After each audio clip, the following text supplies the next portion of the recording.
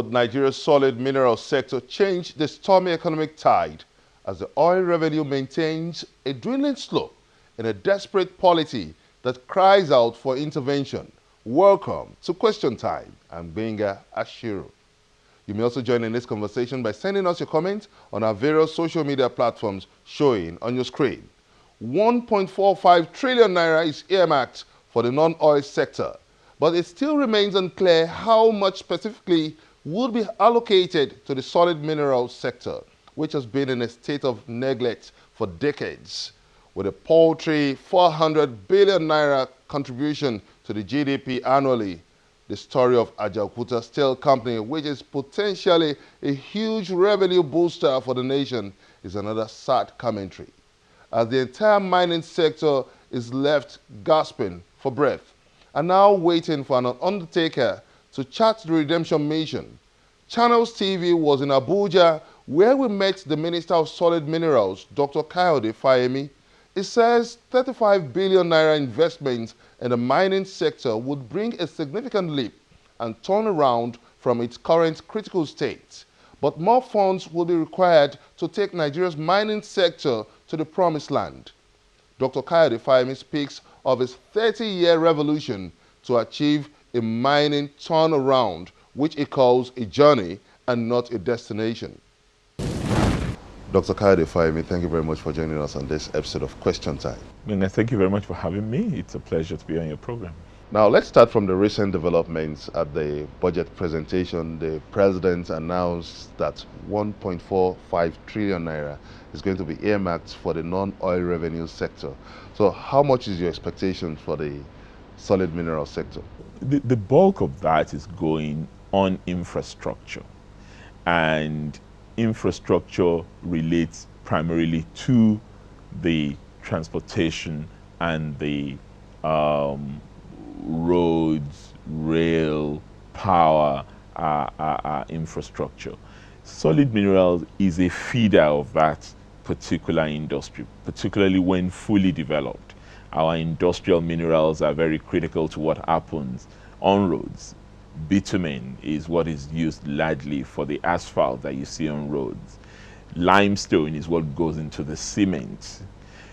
Kaolin is what goes into the ceramic. I'm saying that if that amount of money is spent and we're able to demonstrate the capacity for import substitution, it's not just the headline figure of what is coming to the sector that's important. It's what it can do for the economy. I think it's important we look at the expectations to form a basis for your plan for this industry. In terms of capital allocation, what we have asked the federal government for in this sector is something in the region of about 35 billion. But we also know that it's not everything that you ask for that you are likely to get, and we may get less than that. But that in itself will not be a statement of how important the sector is. It will be a statement of how finite our resources are in the country. How do you intend to utilize this fund? Talking about 35 billion naira, what are your plans?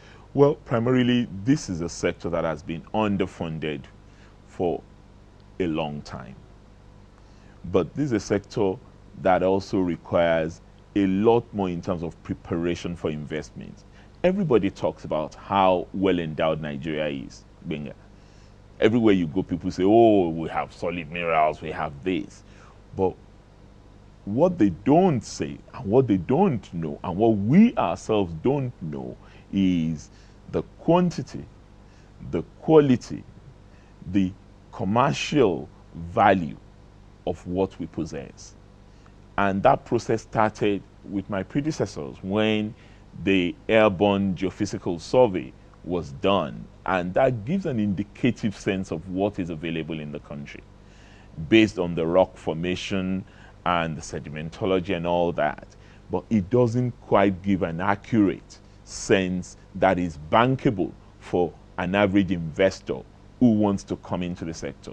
And one critical area in which we want to spend money is geophysical, geosciences data generation. So our Geological Surveys Agency would take a chunk of that money to conduct all these exploratory exercises, because that's the key. I'm not sure Nigerians are going to be too satisfied with your proposed geophysical data and exploratory research. That sounds more like a wild goose chase. Could you give us specifics on how this will yield a turnover in terms of revenue for Nigerians? The granite on this floor in my office that you're sitting in is from Nigeria. It's not from China. It's not from Italy. It is polished here. It is cut here. And that's a segment that we haven't fully utilized.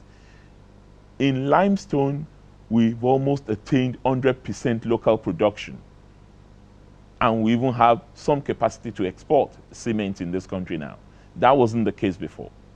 That's also a solid mineral.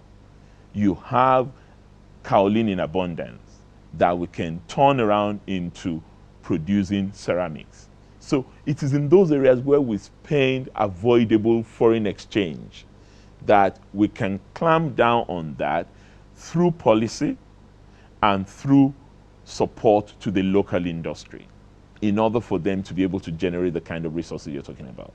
Two, we can plug leakages. There's a lot of leakages in royalty collection, in tax payments in this sector. Our quarries, our mining operations are not optimally taxed. And I'm not talking about increasing taxes.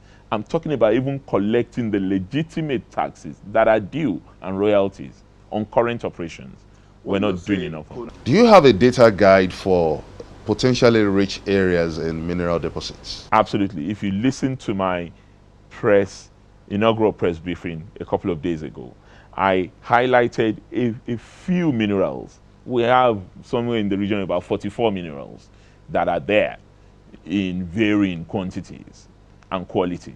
But I highlighted 7 that I said are of commercial quantity and quality potential that we can work on.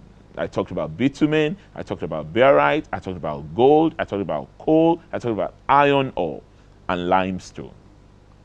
These are there, we know, in abundance, and they're already being mined. I mean, Ashaka cement, Dangote cement, Bua, they are all on the field mining limestone. You can also be part of this conversation by sending us your comments on our various social media platforms showing on your screen. Coming up on Question Time, how feasible is the amnesty period of March 1, 2016 for the use or lose clause of the mining license holders?